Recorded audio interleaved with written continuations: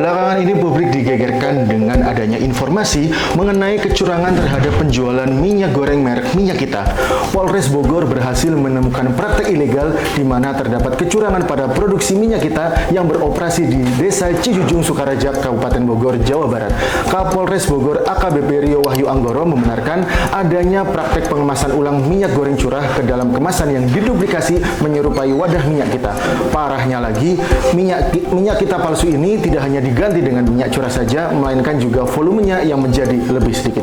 Tak hanya sampai di situ, bahkan minyak kita versi duplikat ini dijual dengan harga di atas harga eceran tertinggi. Berita tentang minyak palsu ini benar-benar sudah membuat kita ngelus dada. Padahal yang namanya minyak kita itu kan menjadi salah satu solusi kelangkaan minyak waktu era Covid. Coba bayangkan saja, kita beli minyak kita, ternyata isinya itu minyak curah, teman-teman. Nggak cuma minyak curah saja, ternyata volumenya juga dikurangi. Duh, Jan, ini benar-benar pelakunya itu layak untuk mendapatkan azab. Misalkan saja, azabnya itu disuruh main sinetron azab, terus rumahnya kebanjiran minyak. Pas dia mau tobat, ambil air wudhu, ternyata airnya berubah jadi minyak. Sungguh luar biasa azabnya. Duh, pedih tenan coy. TKW asal Batang yang ditemukan hidup setelah 19 tahun hilang di hutan Malaysia. Meski berada di tengah hutan dengan kehidupan yang penuh tantangan, Ribut berhasil bertahan hidup. Ribut alias Sakinah Anggraini berangkat ke Malaysia pada tahun 2006 untuk bekerja sebagai asisten rumah tangga alias ART. Saat itu Sakinah Anggraini meninggalkan seorang anak berusia 4 tahun dan seorang suami. Tak lama setelah berangkat, Sakinah Anggraini hilang tanpa kabar dan membuat keluarga cemas dan tidak mengetahui keberadaannya. Awalnya Ribut kerap mengirim kabar, bahkan menitipkan uang untuk anaknya sekolah. Namun hal itu hanya terjadi selama setahun pertamanya ketika dirinya berada di Malaysia. Usai tahun pertama di Malaysia, Ribut tak lagi mengirim kabar. Pihak keluarga pun disebut sudah berupaya mencari Ribut ke penyalur TKI hingga mencarinya ke orang pintar. Sungguh mengharukan sekali Mak Ribut yang sudah 19 tahun merantau dari Indonesia ke Malaysia.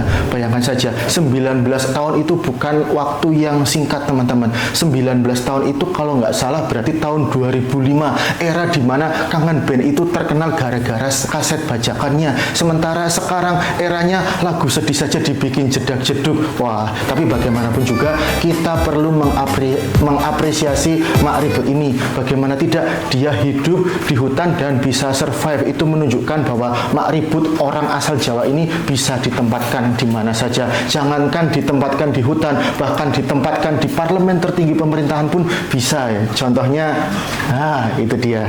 Nah, pokoknya ya teman-teman sekalian, kalau misalkan ada niat untuk merantau ke luar negeri atau kemanapun itu, jangan sampailah niat baik itu justru berujung rungkat entek-entekan.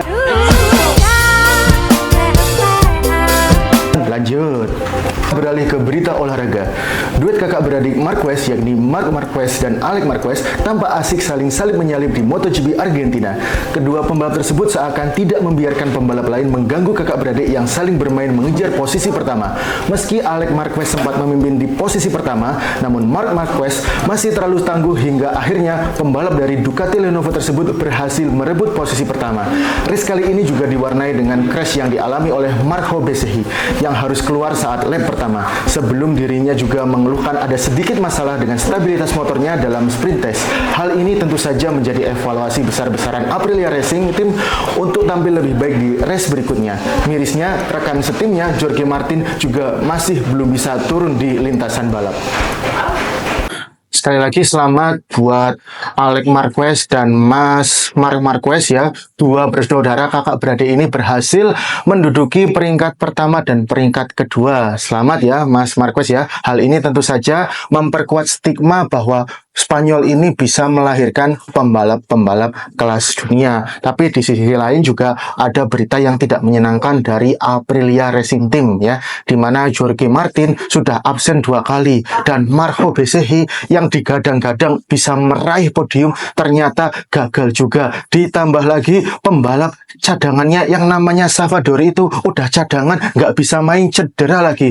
Rungkat yang namanya Aprilia. Mungkin ya kalau saya boleh kasih saran buat tim Aprilia, ya ngadain selamatan gitu. Misalkan Mas Jorge Martin atau Mas Marho Besari suruh cukur rambut atau potong tumpen, biar apa? Biar balapannya lebih berkah seperti itu. Terus juga buat Mas Martin ya, walaupun tahun kemarin sudah jadi juara dunia, nggak apa-apa Mas. Sing legowo wae Mas ya, karena bagaimanapun juga hidup itu bukan urusan cepet-cepetan, tetapi hidup itu adalah menunggu giliran sembari kita beribadah. Kayak lagu yang ada di TPA itu loh, kalau atau di TPK itu kan ada lagunya, walaupun juara 1000 tahun kalau tak sembahyang apa gunanya, walaupun juara 1000 tahun kalau tak sembahyang apa gunanya.